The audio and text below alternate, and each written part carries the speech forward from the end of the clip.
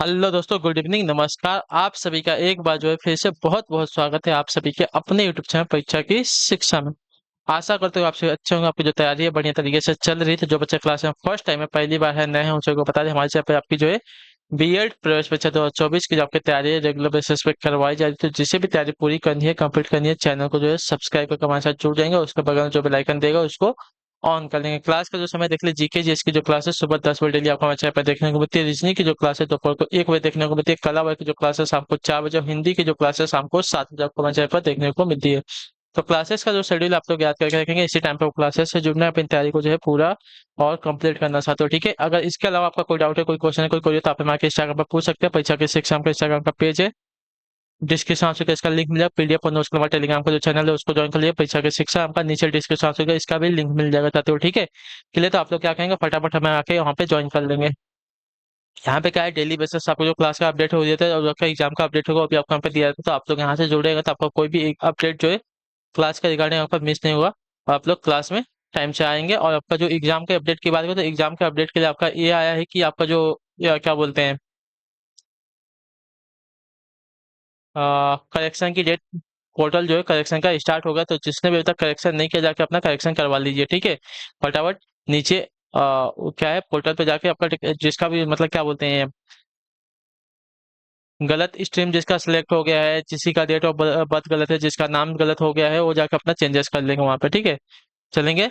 तो फिर class start करेंगे, एक एक क्वेश्चन को ध्यान से अच्छे से देखेंगे और आगे बढ़ते हुए चलेंगे, सही से उत्तर बताते हुए चलेंगे, सही से उत्तर आपका क्या होगा, ठीक है। चलिए पहला क्वेश्चन देखते हैं आपका क्या देगा। 51 नंबर से आपकी जो क्लास स्टार्ट हो। भारत के आर्थिक सुधारों का प्रारंभ रिक्त स्थान नई औद्योगिक नीति द्वारा हुआ था।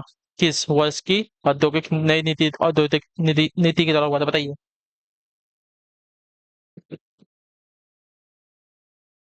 तो इसका राइट आंसर आपका हो जाएगा साथियों, वर्ष 1991 की। जो आपका दिया गया यहाँ पे बी विकल्प आपका राइट आंसर होगा, ठीक है। नई औद्योगिक नीति वर्ष 1991 का मुख्य उद्देश्य जो है बाजार की ताकतों को सुविधाएं प्रदान करना और क्षमता बढ़ाना था, ठीक है। नई औद्योगिक नीति 1991 के मुख्य लक्ष्य थे एल यानी कि उदारीकरण, पी यानी कि निजीकरण, जी यानी कि वैश्वीकरण, ठीक है। एलपीजी। अगला है आपका, देखिए 52 नंबर क्वेश्चन। वर्ष 1940 में रेडिकल डेमोक्रेटिक पार्टी का गठन किसने किया, बताइए। वर्ष 1940 में रेडिकल डेमोक्रेटिक पार्टी का गठन किसने किया था, तो आपका राइट आंसर यहाँ पर हो जाएगा साथियों, एम एन रॉय ने। जो आपका दिया गया पे बी विकल्प आपका राइट आंसर होगा, ठीक है। वर्ष 1940 में रेडिकल डेमोक्रेटिक दल की स्थापना एम एन रॉय ने की थी। अगले क्वेश्चन पर आप देखेंगे, 53 नंबर उत्तर देने की कोशिश करेंगे। 53 पर राइट आंसर, भारतीय कार्यपालिका का अध्यक्ष है कौन, बताइए। भारतीय कार्यपालिका का अध्यक्ष कौन, तो भारतीय कार्यपालिका का अध्यक्ष अगर देखने जाएंगे साथियों तो राष्ट्रपति होता है। जो आपका ये वाला विकल्प देगा आपका राइट आंसर होगा, ठीक है। क्लियर हो गया इसको, भारतीय कार्यपालिका का अध्यक्ष जो आपका राष्ट्रपति होता है, ठीक। क्लियर है। संविधान के अनुच्छेद 53 के अनुसार, ठीक है, 53 के अनुसार संघ की कार्यपालिका शक्ति जो है राष्ट्रपति में निहित होती है, जिसका प्रयोग वह प्रधानमंत्री और मंत्रिपरिषद की सलाह के अनुसार करेगा, ठीक है। हालांकि राष्ट्रपति जो है नाम मात्र का कार्यपालिका का प्रधान होता है, तथा प्रधानमंत्री और उसका मंत्रिमंडल वास्तविक कार्यपालिका का प्रधान होता है, बात याद रखिएगा। अगला आपका देखेंगे 54 नंबर, क्या देगा, संघीय मंत्रि परिषद के मंत्री सामूहिक रूप से उत्तरदायी होते हैं, बताइए किसके। संघीय मंत्री परिषद के मंत्री सामूहिक रूप से किसके प्रति उत्तरदायी होते हैं, तो आपका राइट आंसर यहाँ पे हो जाएगा साथियों, लोकसभा के प्रति। जो आपका डी वाला विकल्प देगा आपका यहाँ पे राइट आंसर होगा, ठीक है। क्लियर होगा इसके बारे में, ठीक है। अनुच्छेद 75(2) के अनुसार संघीय मंत्री परिषद के मंत्री जो है राष्ट्रपति के प्रसाद पर्यंत पद धारण करते हैं। अनुच्छेद 75(3) के अनुसार मंत्री परिषद सामूहिक रूप से लोकसभा के प्रति उत्तरदायी होते हैं। अगला आपका देखेंगे 55 नंबर, क्या देगा, एक अपूर्ण प्रतियोगिता बाजार में निम्नलिखित में से कौन सी चीज नहीं पाई जाती। एक अपूर्ण प्रतियोगिता बाजार में निम्नलिखित में से कौन सी चीज नहीं पाई जाती है, तो आपका राइट आंसर यहाँ पर हो जाएगा साथियों, क्रेताओं और विक्रेताओं की बड़ी संख्या। जो आपका दिया गया पे सी विकल्प आपका राइट आंसर होगा, ठीक है। क्लियर सबको। चलिए अगला आपका देखें 56, क्या है, हड़प्पन लिपि के सबसे निकट प्रतीत होने वाली भारतीय लिपि कौन सी है।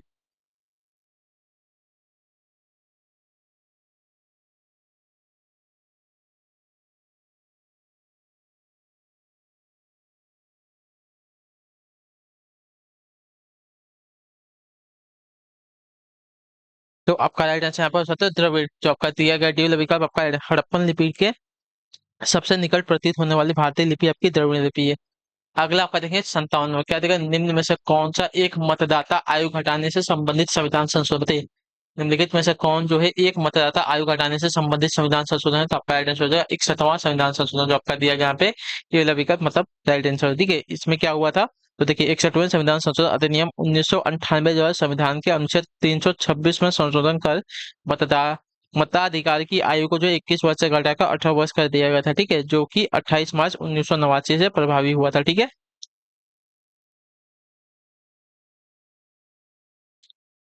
अगला आपका 58 क्या देगा, निम्नलिखित में से कौन जो है पवन का निक्षेपात्मक स्थल रूप है। निम्नलिखित में से कौन जो है पवन का निक्षेपात्मक स्थल रूप है, तो पवन का निक्षेपात्मक स्थल रूप आपका जो दिया गया है यहाँ पे लोयस हो जाएगा, जो आपका डी ला विकल्प देगा आपका राइट आंसर होगा। ठीक है, डेल्टा जो है नदी का, पुलिन जो है सागरी जल का, तथा कंदार जो है भूमिगत जल का निक्षेपात्मक स्थल रूप होता है। अगला आपका देखेंगे 59 नंबर का है, अटलांटिक और प्रशांत महासागर जुड़े हैं किसके द्वारा। अटलांटिक और प्रशांत महासागर किसके द्वारा जुड़े हुए हैं, तो आपका राइट आंसर पनामा नहर के द्वारा जो आपका दिया गया यहाँ पे बी वाला विकल्प आपका राइट आंसर होगा। ठीक है, क्लियर सभी को। यह नहर जो है उत्तरी अमेरिका और दक्षिणी अमेरिका को विभाजित करती है। पनामा नहर की लंबाई आपकी लगभग 51 मील यानी कि 82 किलोमीटर की है। अगला आपका देखेंगे 60वां, मूर्ति पूजा का आरंभ कब से माना जाता है बताइए। मूर्ति पूजा का आरंभ जो है कब से माना जाता है, तो मूर्ति पूजा का आरंभ आपका माना जाता है पूर्व आर्य से, जो आपका दिया गया यहाँ पे ये वाला विकल्प आपका राइट आंसर। ठीक है, मूर्ति पूजा का प्रारंभ आपका पूरे आर्य काल से माना जाता है। सैंधव सभ्यता में मूर्ति पूजा प्रसिद्ध थी। इसके उदाहरण अनेक सैंधव पुरा स्थलों से प्राप्त मातृ देवी की मृत मूर्तियों तथा मुहारों पर प्राप्त चित्र है। ठीक है, अगला आपका 61 नंबर है, क्या दिया गया है, भारत में वस्तु एवं सेवा कर यानी कि जीएसटी व्यवस्था कब से लागू की गई थी बताइए। भारत में वस्तु एवं सेवा कर यानी कि जीएसटी की जो व्यवस्था है कब से लागू की गई थी, तो आपका राइट आंसर यहाँ पे हो जाएगा साथियों 1 जुलाई 2017 से, जो आपका दिया गया यहाँ पे ये वाला विकल्प आपका राइट आंसर होगा। ठीक है, क्लियर से को देश भर में एक समान कर व्यवस्था हेतु आपकी 1 जुलाई 2017 से वस्तु एवं सेवा कर यानी कि जीएसटी व्यवस्था आपकी लागू की गई थी। ये बात भी बहुत इंपॉर्टेंट है, आपसे पूछा जाता है। अगला आपका 62 में क्या देगा, सकल घरेलू उत्पाद यानी कि जीडीपी में शामिल क्या होते हैं। सकल घरेलू उत्पाद यानी कि जीडीपी में क्या शामिल होता है, तो सकल घरेलू उत्पाद यानी कि जीडीपी में आपका शामिल होता है, देखिए CI C+I+G प्लस X-M। ठीक है, याद रखिएगा। क्लियर से को सी क्या होता है, तो सी आपका उपभोग व्यय होता है, आई आपका यहाँ पे निवेश होता है, जी आपका सरकारी खर्च होता है, और X-M जो आपका शुद्ध निर्यात होता है। इतना याद रखिएगा। ठीक है, क्लियर से को इसके बारे में। तो सकल घरेलू उत्पाद जीडीपी किसी देश की भौगोलिक सीमाओं के भीतर उत्पादित वस्तुओं और सेवाओं का अंतिम मूल्य है, जो सामान्य रूप से एक वर्ष में निर्दिष्ट अवधि के दौरान होता है। ठीक है, अगला आपका देखेंगे 63 नंबर, क्या देगा, लेफर वक्र निम्न में से किसे से संबंधित है बताइए। लेफर वक्र जो है निम्नलिखित में से किसे से संबंधित है, तो लेफर वक्र जो दिया गया कर की दर एवं कर राजस्व से संबंधित है, जो आपका दिया गया डी विकल्प आपका राइट आंसर। ठीक है, लेफर वक्र कर सिद्धांत है जो कर दरों और सरकारों द्वारा एकत्रित कर राजस्व की राशि के बीच एक उल्टे यू आकार के संबंध को दर्शाता है। ठीक है, अगला आपका 64 नंबर क्या देगा, मृत सागर कहाँ स्थित है बताइए। मृत सागर कहाँ पे स्थित है, तो मृत सागर यानी कि डेड सी की अगर बात की जाएगी तो इजराइल जॉर्डन के मध्य में स्थित है जी, और जो आपका ये वाला विकल्प देगा आपका राइट आंसर होगा। ठीक है, क्लियर है। चलिए, इजराइल और जॉर्डन के मध्य में आपका मृत सागर यानी कि डेड सी स्थित है। अगले क्वेश्चन में आपका देखिए, डेड सी यानी कि वहाँ पे जो खारा पानी है बहुत ही ज्यादा है। ठीक है, तो उसको ही डेड सी कहते हैं। वहां पे अगर आप चले जाएंगे तो आप डूबेंगे नहीं उस पानी में। भारत में राष्ट्रीय तथा उपराष्ट्रपति, ठीक है, भारत में राष्ट्रपति तथा उपराष्ट्रपति दोनों के स्थान रिक्त होने पर राष्ट्रपति का कार्यभार कौन संभालता है, तो आपका राइट आंसर होते हैं भारत के मुख्य न्यायाधीश, जो आपका दिया गया डी विकल्प आपका राइट आंसर होगा। ठीक है, क्लियर है सबको। चलिए अगले क्वेश्चन बढ़े, आपका देखें 66 नंबर, सोमनाथ मंदिर को लूटने वाला विदेशी आक्रमणकारी कौन था बताइए। तो आपका राइट आंसर महमूद गजनवी, 17 बार जो है सोमनाथ मंदिर को इसने लूटा था, जो आपका दिया गया डी विकल्प आपका राइट आंसर होगा। ठीक है, क्लियर हो गया इसके बारे में। चलिए, उसने जो है 16वां आक्रमण सोना लूटने के लिए सोमनाथ मंदिर पर किया था। सोमनाथ जो है गुजरात राज्य के सौराष्ट्र में स्थित एक भव्य मंदिर है। भगवान शिव के 12 पवित्र लिंगों में से एक ज्योतिर्लिंग सोमनाथ में है। ठीक है, अगले क्वेश्चन बढ़े, आपका देखें 67 नंबर, क्या देगा, कौन नियम यह बताता है कि उत्तरी गोलार्ध में हवाएं और धाराएं अपनी दाहिनी ओर मुड़ जाती है। कौन सा नियम यह बताता है कि उत्तरी गोलार्ध में हवाएं और धाराएं अपने दाहिनी ओर मुड़ जाती हैं? तो ये आपका नियम आपका हो जाता है फेरेल का नियम। ठीक है, फेरेल का नियम यह बताता है कि उत्तरी गोलार्ध में हवाएं और धाराएं अपने दाहिनी ओर मुड़ जाती है। ठीक है, क्लियर है। चलिए अगले क्वेश्चन बढ़ेंगे, आपका देखेंगे 68 नंबर है, उत्तर देने की कोशिश करेंगे साथियों, आपका राइट आंसर क्या हो जाएगा 68 पे। पूर्वाग्रह एक प्रकार की क्या है बताइए? पूर्वाग्रह एक प्रकार की क्या है? तो देखिए, पूर्वाग्रह की बात करें तो पूर्वाग्रह एक प्रकार की आपकी अभिवृत्ति होती है। जो आपका ये वाला विकल्प देगा आपका राइट आंसर। ठीक है, पूर्वाग्रह एक प्रकार की क्या है? अभिवृत्ति है। ठीक है, क्लियर है। तो जो आपका ये वाला विकल्प देगा आपका यहाँ पे राइट आंसर होगा। ठीक, चलेंगे अगले क्वेश्चन पर पढ़ेंगे, उत्तर देने की कोशिश करेंगे, आपका क्या देगा 69 नंबर।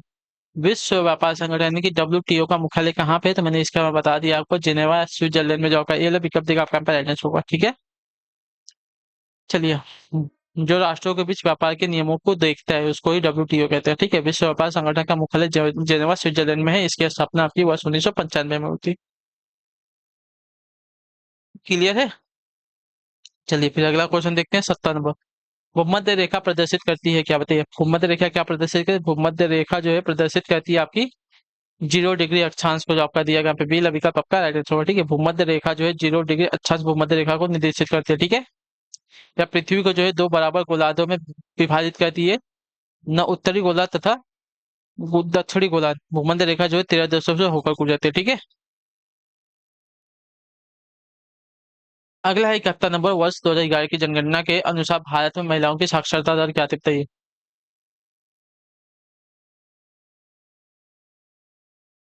वर्ष 2011 की जनगणना के अनुसार भारत में महिलाओं की साक्षरता दर क्या थी साथियों? इसका राइट आंसर क्या हो जाएगा?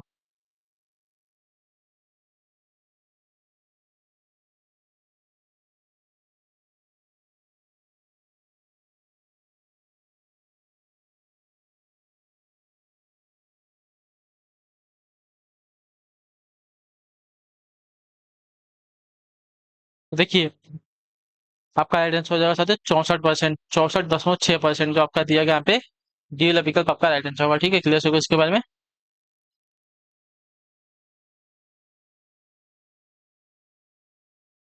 हाँ या ना?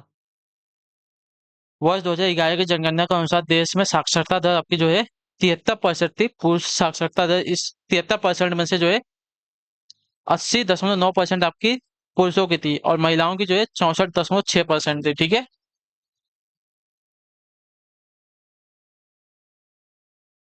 चलिए फिर अगले क्वेश्चन बढ़ेंगे, उत्तर देंगे क्वेश्चन को 72 में। क्या देगा? मानव गरीबी के निम्न में क्या कारण थे? मानव गरीबी के निम्न में क्या कारण है? इसका राइट आंसर क्या हो जाएगा?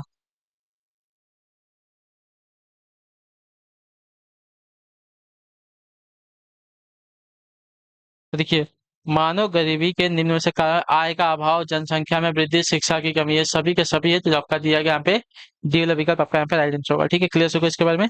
चलिए अरे अगले क्वेश्चन बढ़ेंगे, 73। भारतीय दर्शन को जैन धर्म का प्रमुख योगदान क्या थे? भारतीय दर्शन को जो है जैन धर्म का प्रमुख योगदान क्या था? तो आपका राइट आंसर यहाँ पर हो साम्यवाद का सिद्धांत। जो आपका पहला विकल्प देगा आपका right answer, जैन धर्म का साम्यवाद सिद्धांत जो भारतीय दर्शन के लिए एक प्रमुख योगदान था। ठीक है, साम्यवाद जो है जैन दर्शन में एक मान्यता है कि सभी निर्णय सतर्क हैं और केवल कुछ शर्तों जो है स्थितियों और इंद्रियों में ही अच्छे हैं। ठीक है, तो जो आपका दिया गया यहाँ पे बी विकल्प आपका राइट आंसर। अगले क्वेश्चन में आपका देखेंगे 74 नंबर का देगा, अमेरिका का राष्ट्रपति किसके द्वारा चुना जाता है? अमेरिका का राष्ट्रपति जो है किसके द्वारा चुना जाता है? तो अमेरिका का जो राष्ट्रपति है चुना जाता है साथ ही यहाँ पे इलेक्ट्रोल कॉलेज के द्वारा। जो आपका दिया गया यहाँ पे डी विकल्प आपका राइट आंसर होगा। ठीक है, क्लियर होगा इसके बारे में? अमेरिकी राष्ट्रपति और उपराष्ट्रपति इलेक्टोरल कॉलेज के माध्यम से चुना। इलेक्टोरल कॉलेज एक ऐसी प्रक्रिया है जिसमें राज्य की आबादी के अनुपात में प्रत्येक राज्य के मतदाता या प्रतिनिधि अपना वोट डालते हैं या निर्धारित करते हैं कि राष्ट्रपति कौन होगा। ठीक है, चलिए अगला आपका देखेंगे 75 नंबर। क्या देगा? शिक्षा का किंडरगार्टन पद्धति के प्रतिपादक बताइए। शिक्षा के किंडरगार्टन पद्धति के प्रतिपादक कौन है? तो शिक्षा के किंडरगार्टन पद्धति के प्रतिपादक आपके यहाँ पे जो हो जाएंगे साथियों फ्रोबेल हो जाएंगे। जो आपका दिया गया ये वाला विकल्प आपका राइट आंसर होगा। ठीक है, क्लियर होगा इसके बारे में? शिक्षा शास्त्री फ्रेडरिक फ्रोबेल ने शिक्षा के किंडरगार्टन पद्धति का प्रतिपादन किया। इस विधि में फ्रोबेल ने बच्चों को पौधे के रूप में और शिक्षकों को बागवान के रूप में चित्रित किया है। यहाँ बच्चों को स्वस्थ रखने के लिए विकास और वृद्धि के शारीरिक सिद्धांत पर जो है आधारित है। अगला क्वेश्चन आपका देखेंगे क्षेत्र में शक संवत का प्रारंभ कब होता है। शक संवत का जो प्रारंभ कब हुआ था, तो शक संवत का प्रारंभ का 78 ईसा पूर्व में हुआ था, जो आपका दिया गया बिल अभी का आपका यहाँ पे राइट आंसर। ठीक है, शक संवत भारत का राष्ट्रीय कैलेंडर है। शक संवत जो है कुषाण वंशी राजा कनिष्क ने शुरू किया था। अगला आपका देखेंगे 77, भारत में बेरोजगारी को कम किया जा सकता है, कह सकते हैं भारत में बेरोजगारी को कैसे कम किया जा सकता है। भारत में बेरोजगारी को जो है जनसंख्या वृद्धि को कम करके व्यावसायिक शिक्षा अपनाकर और लघु एवं कुटीर उद्योगों का विकास करके कम किया जा सकता है। जो आपका दिया गया उपरोक्त सभी का प्रयोग करके जो है भारत में बेरोजगारी को कम किया जा सकता है। ठीक है, चलिए अगले क्वेश्चन बढ़िया आपका देखेंगे 78 नंबर का देगा वर्ष 1776 किसके लिए जाना जाता है। 1776 की बात करेंगे। देखिए, भारत में क्या दिया गया 1776 को जो है अंतर अमेरिकी स्वातंत्र की घोषणा के लिए जाना, जो आपका दिया गया सील अभी का पक्का राइट आंसर होगा। ठीक है, 4 जुलाई 1776 को अमेरिका को जो है पूर्ण स्वतंत्रता मिली थी। अमेरिका का स्वतंत्रता युद्ध जो है 1783 में पेरिस की संधि के तहत जो है समाप्त हुआ था। इस संधि के अनुसार ब्रिटेन ने अमेरिका को जो है 13 अंग्रेजी उपनिवेशों की स्वतंत्रता स्वीकार की थी। ठीक है, अगला आपका देखें 79 नंबर, बैराम खान ने किस बादशाह के लिए 4 वर्षों तक शासन की देखभाल की थी, तो आपका राइट आंसर यहाँ पे हो जाएगा अकबर की, जो आपका ये वाला विकल्प देगा आपका राइट आंसर। ठीक है, क्लियर से इसके बाद हुमायूं की अचानक मृत्यु से जो है 14 वर्ष की आयु में ही काला नौ में अकबर का जो है राजअभिषेक हो गया था। अकबर ने अपने प्रधानमंत्री के रूप में बैरम खां को नियुक्त किया था, जो कि उसका संरक्षक भी था। बैरम खां वजीर के पद पर भी स्थापित हुआ और उसके संरक्षक में ही अकबर का शासन प्रारंभ हुआ। बैरम खान ने जो है 4 वर्षों तक शासन की देखभाल की थी। आखिरी क्वेश्चन क्या देगा, उत्तरी ध्रुव पर सदैव प्रकाश रहने की अवधि कितनी होती है। उत्तरी ध्रुव पर सदैव प्रकाश रहने की अवधि कितनी है, तो आपका राइट आंसर होगा 21 मार्च से लेकर 23 सितंबर तक। ठीक है, मार्च 21 से सितंबर 23 तक जो है उत्तरी ध्रुव पर सदैव क्या होता है, प्रकाश रहता है। ठीक है, तो जो आपका दिया गया बिल अभी का आपका राइट आंसर। ठीक, तो इसी के साथ जो आपकी क्लासेस आती है आज की यहीं पे क्या होती है पूरी होती है। होप की क्लास अच्छी लगे, अच्छी क्लास लाइक करिएगा, चैनल पर पहले चैनल को सब्सक्राइब और हमें जो है कमेंट अपनी राय क्लास के बारे में जो आपको क्लास कैसी लगे। तो हम आपसे मिलेंगे आपकी अगली क्लास में, तब तक के लिए टाटा बाय बाय, जय हिंद जय भारत। क्लास से जुड़ने के लिए बहुत बहुत ही धन्यवाद साथी।